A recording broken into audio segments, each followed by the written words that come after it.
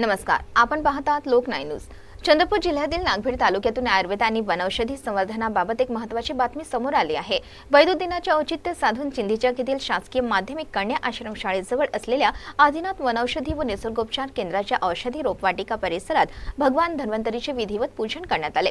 यावेळी कार्यक्रमाच्या अध्यक्षस्थानी शासकीय माध्यमिक कन्या आश्रम शाळेचे मुख्याध्यापक ब्राह्मणकर सर होते। यावेळी मडावी सर, बारसागडे सर, भाजपाचे महामंत्री जगदीश सडमाके, ग्रामपंचायत सरपंच हरिभाऊ वरठे, उपसरपंच प्रदीप समर्थ, पोलीस पाटील प्रदीप धारणे, देशोन्नतीचे पत्रकार गोकुल पाकमुळे, पत्रकार राहुल रामटेके, CRPF जवान आशिष चौधरी, शिक्षक विनोद नागोसे, मुखरू वरठे, नामदेव चौधरी आणि निशांत पाकमुळे यांची प्रमुख उपस्थिती होती।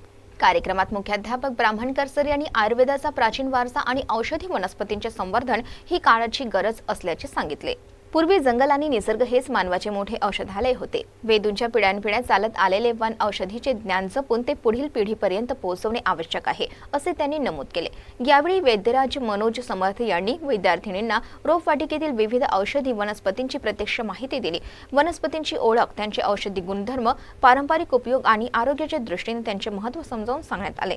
दरम्यान जंगलातील वनवेल, जंगलतोड आणि बदलते पर्यावरण यामुळे अनेक मौल्यवान वन औषधी संकटात असल्याचेही सांगण्यात आले। रोपवाटिकेत वनौषधींचे संवर्धन करून त्यांची योग्य वाढ झाल्यानंतर पुन्हा जंगलात पुनर्स्थापना करण्याचे प्रयत्न सुरू आहेत। विशेष म्हणजे चिंधीचक सारख्या छोट्याशा गावातून आयुर्वेदिक औषधी निर्मितीचे कार्य सुरू असून येथील औषधी महाराष्ट्रासह देशातील 5 ते 7 राज्यांमध्ये पोहोचत असल्याची माहिती देण्यात आली। कार्यक्रमाला मनोज समर्थ यांचे आयुर्वेदिक उपचार, औषध निर्मिती आणि वन औषधी संवर्धनाशी जोडलेली संपूर्ण टीम तसेच आश्रम शाळेतील विद्यार्थिनी उपस्थित होत्या। वनौषधी वाचविणे म्हणजे केवळ एक वनस्पती वाचविणे नव्हे, तर निसर्गाची समृद्धी, आयुर्वेदाची परंपरा आणि भावी पिढीच्या आरोग्याचा वारसा जपणे होय। चिंधीचक येथे वैद्य दिनानिमित्त याच महत्त्वपूर्ण संदेशातून आयुर्वेद आणि वन औषधी संवर्धनाचा जागर करण्यात आला। लोकनाय न्यूजसाठी गोकुल पाकमुळे, तडोदी।